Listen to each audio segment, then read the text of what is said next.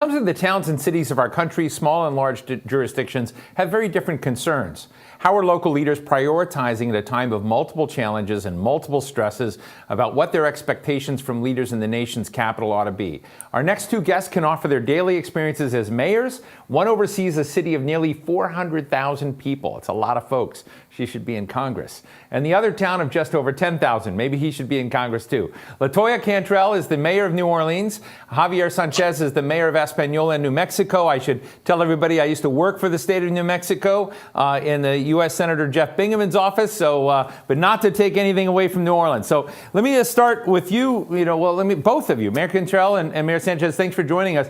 Look, when I asked my team to put this program together, I wanted to kind of say, take me to around the country, take me to places, big and small, to different communities, and let's hear what Americans want this town to hear, what they want the Biden administration to hear. So let's start with New Orleans. Mayor Cantrell, what do you think your constituents, your citizens in New Orleans most want to communicate right now about these times we're in and what they need? Well, first of all, we definitely see a difference in the current administration willing to listen to mayors across the United States of America, which is promising. What we need, quite frankly, is that we have lost revenue. New Orleans is a destination city, very much concentrated on revenue driven by hospitality. And of course, that industry is suffering really big. But our municipalities, the city of New Orleans, again, has significant lost revenue because of the lack of sales tax revenue coming in. So we are really wanting to have Washington understand that it is our cities that need direct assistance.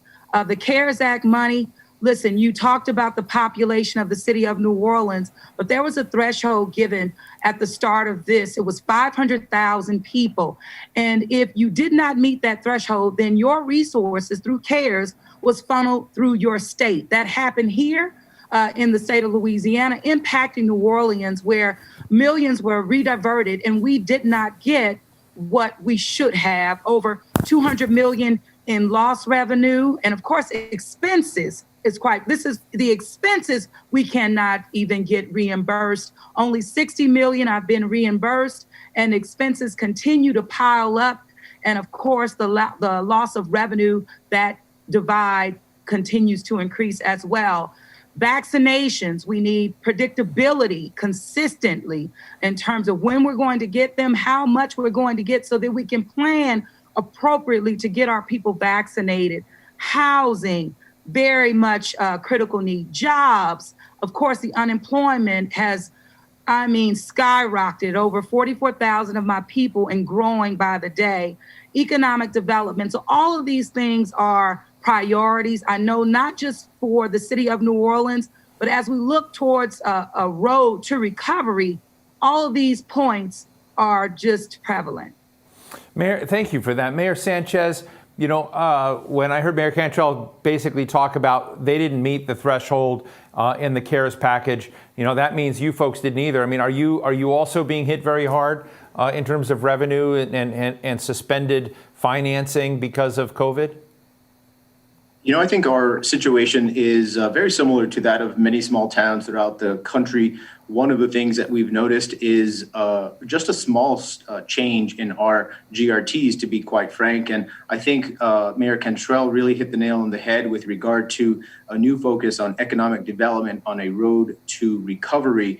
But one of the systemic issues that we will recognize financially and economically in our community is the fact that we are seeing a long-term shift away from small businesses to large businesses. And that's going to impact us in ways that we can't even recognize at the time. And I think that truly belies some of the seemingly not so large drops in GRT in our state, or at least in our community, because we're just shifting our purchases to literally 4 stores in our community. And they're important stores. They're Walmart, Lowe's, McDonald's, and Taco Bell, all of which have really seen skyrocketing numbers. But what we don't want to have happen long-term is for customers, consumers, and businesses to accept that as a long-term model. We have to prepare and continue entrepreneurship as a road to recovery. We have to funnel as much money as we can to small businesses so that we can pull ourselves up from the bootstraps and recognize that after this is done, it's going to be the mom and pops, the people who don't have a voice right now. I listen to everybody on a daily basis. I'm a barber. Can I cut hair today? Are we open? There's a beautician or dry cleaners going out of business, and yet they're the ones who don't have a voice that larger businesses and corporations have. So, boots on the ground, what we hear are the daily stories and the struggles of people hurting economically. And, one of the things that we hear is, why are some lives more important than others? And without really getting into that discussion, what we have to recognize is what Governor Polis was saying, which is that this is multifaceted. We cannot escape physical health without thinking about emotional, social, and financial health as well. Yeah. One of the things, Mayor Sánchez, that I enjoyed reading about you, and I'm going to jump Mayor Cantrell, but I enjoyed your candor about some of the tough spots in your community, that you're pretty out there, in talking about the fact that there are folks with addiction struggles, opioids, alcoholism, and you say you gotta be honest about it, be there to kind of work on it. I guess my question is, as you look at the building blocks you have and the tools you have and the way perhaps the federal government can be a help, what are some of those tools that would be helpful to deal with, poverty, which isn't going to go away overnight, which is going to deal with, addiction struggles? I just like to get a sense of, you can't control everything. And I'm a realist when it comes to that. But I also want to hear, just like Mayor Cantrell in New Orleans, very familiar with New Orleans. But what are those tools that you say, wow, I wish I had a little bit more of this? What would that be? That's a great question. And in fact, I posed that very same question to all of the service providers in our area. And I was thinking, hey, what if we had a detox center right in the middle of our town to really help with the people who need the services the most so that we can create a quicker pipeline to the services that they need?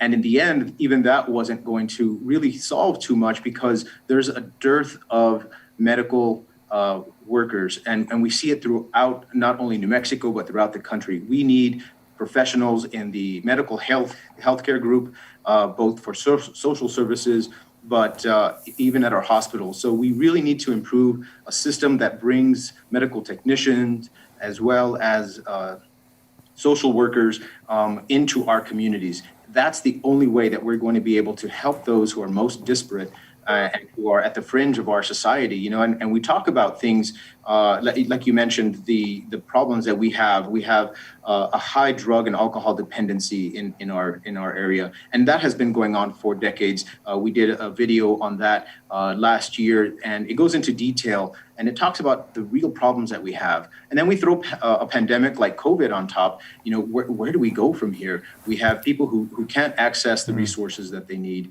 We have children who have been lost in the system, and we don't know where they are, and we're trying to recover them and bring them back into the fold. We've also read studies where if kids don't go into in-class learning by January, they're going to lose a whole year's worth of education. And over a lifetime, that's about a 4 to 5% cumulative lifetime earnings drop. We can't afford that in our community, and it's getting harder. Well, Mayor Cantrell, I want to ask you the same question, but before I do, I want to share with people that you, after Hurricane Katrina, were president of the Broadmoor Improvement Association. One of the things I'm fascinated by, New Orleans hit so hard. Neighborhood redevelopment is not easy. It is really tough. Impacted lives, impacted jobs, just like Mayor Sánchez said. It impacts so many different areas systemically. And as you share with us, what some of your struggles are and maybe some of the strengths, I'm interested in what you learned when you went from one crisis, because we're back in a crisis today, right? We're back in a turbulent storm, lots of different storms. Are there lessons learned that would be good to teach all of us when you're from Katrina to COVID to racial riots, racial tensions to inequality to the issues you deal with? What's your playbook?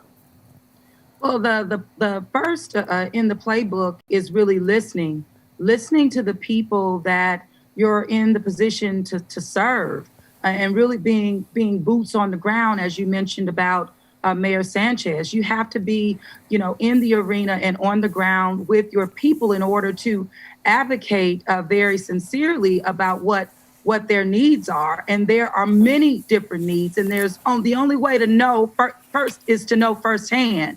And so listening and also advocating, I would say, but crises, we're definitely managing through a crisis here. The city of New Orleans is resilient. We definitely know how to move through and never lose hope. But it's by focusing again on where the needs are the greatest. And when you know your communities, when you know your constituency, then you should be able to tailor those responses. So, for example, when COVID hit, which came at a deficit in our community in terms of disparity gaps that already existed, well, we knew that. But being on the ground with our people, I had to move very quickly to mobilize testing sites in communities where the disparity gaps were even greater. So that's taking it to the people, going directly to them. And so we have to bring people along, continue to help them build hope and have hope, but they need to see you on the ground with them, listening and turning that into real action. And Mayor Sánchez hit it firsthand, in my opinion, a comprehensive approach, as it relates to economic development. Our small businesses are the backbone of our economy and our city, and they have been hit very hard, and especially in a destination city like New Orleans, where we have so many cultural bearers, our musicians, our artists. Many are 1099. They work from, it's a gig economy. They go from one to the next. So we really do need additional resources to meet our people where they are and to move them along. Let me ask you both, I have no idea how you're going to answer this, a complicated question, maybe a delicate question. I think you're both in different political parties. We've just come through an election. There are a lot of divides in society. And I guess what I'm interested in is, what is the temperature, what is the willingness, what's the state of empathy inside a community? Are people spitting at each other, or are they willing to hear each other out and work together on problems? Is there something different and more toxic at the federal, national level than in communities? Are you finding your so I know it's a delicate question, but are you finding inside your communities people who may have resources able to help those that don't? Are you having those that don't understand that they got to? So what's the Mayor Sánchez? So I know it's a little delicate, but what's the situation in your world? I don't think it's a delicate question at all. I think it's something that has to be approached on many levels. First and foremost, one of the challenges that we've had is navigating a world of complete juxtaposition. This last year has been so difficult, and trying to disseminate all of the information so that people have the correct information so that they can make decisions that are important to them and their families. That's been crucial. So that's number one. We have to inform everyone with accurate information, with up-to-date information, so that we know that we're all working from the same music sheet. What's really important and exciting about the year 2021 is that it gives us an opportunity to put 2020 behind us in so many ways and in so many perspectives. It's kind of like track and field. If you're looking at the hurdle that's in front of you, you're going to hit it. So what you need to do is put your vision and scope way beyond that and way in front of it, so that by the time you're jumping, you've already cleared that hurdle. And I think that's the way that we have to look at politics, because there's no way to get anything done if we all hide behind the veil of saying things like, that I'm doing what's right or I'm doing what's best. No, instead, what we really need to do is not toe the party line, but first and foremost, put our citizens' safety in perspective and put that number one. But along with that, physical safety, as we've mentioned before, we have to put first and foremost our social welfare and our economic financial stability at heart. I think we all want the same things. It's just a matter of trying to get there. That'll make it a little bit part of a dance. But I think that's something that we are here to do, and the way that we have to lead moving forward. Thank you. Mayor Cantrell, let me ask you the same question. Well, you know what? I think that we as elected leaders set the tone and the temperament for how we want our citizens to model and follow. In the city of New Orleans, it has been much of a shared sacrifice in this overall experience. And what we're kind of used to, going through a crisis and going through it together. But in that spirit of shared sacrifice, it has also built the public trust to where they are listening, when I give guidelines and protocols for moving through this epidemic, this pandemic. We have been able to beat back, that curve, flatten that curve several times. And that's because that public trust, listening and following guidelines. Of course, it hasn't been easy, but it's about building the trust. And it does start with, again, listening to the people that you serve and being intentional about how you look through a lens of equity and ensuring that you're meeting them where they are, and regardless of where they are, but that they matter and you dignify them in that type and with that type of response. I think it's about demonstrating that you can work together, that you can listen and you can get things done. And Right. I think the more that we do that, the better that we will be, not only as a city, as a state, but as a country. And this is the time. This is the moment in time. So I'm excited. I'm hopeful. Well, that's powerful. I've got a question from our audience from Carrie Holloway, who's a banker with BNY Mellon. Carrie? Will government use public-private partnerships to boost the economic recovery, i.e. partnering with community development financial institutions known as CDFIs? Thank you for that. Let's go real quick on both of those. But Mayor Cantrell, I see you nodding your head. Well, we can't do it without public-private partnerships, and especially working with our CDFI community, because access to capital and that cash, that liquidity is so invaluable as it relates to standing up small businesses that Mayor Sánchez spoke so highly about as well. So we cannot do it alone, and it's turning to those public-private partnerships. It's when you're in a city like New Orleans, when you don't have but one Fortune 500 company in your town, you really do have to turn to partnerships. Well, thank you, Mayor Sánchez. Real quick, your thoughts. There's no doubt that we have to bring in as many different resources as possible, whether somebody can bring in the financing at a lower rate and somebody can actually be there to do the work. We have to work together, and there's no doubt that that's one of the ways that we're looking to move forward as well. You have to do an assessment of what's out there in order to know what you can achieve. Well, Javier Sánchez, Mayor of Española, New Mexico, the land of enchantment. Great to have you on. Mayor LaToya Cantrell, Mayor of New Orleans, another world of enchantment. Thank you both for sharing your candid thoughts with us today. Thank you for having. Thank you very much. Appreciate it. And now it's time.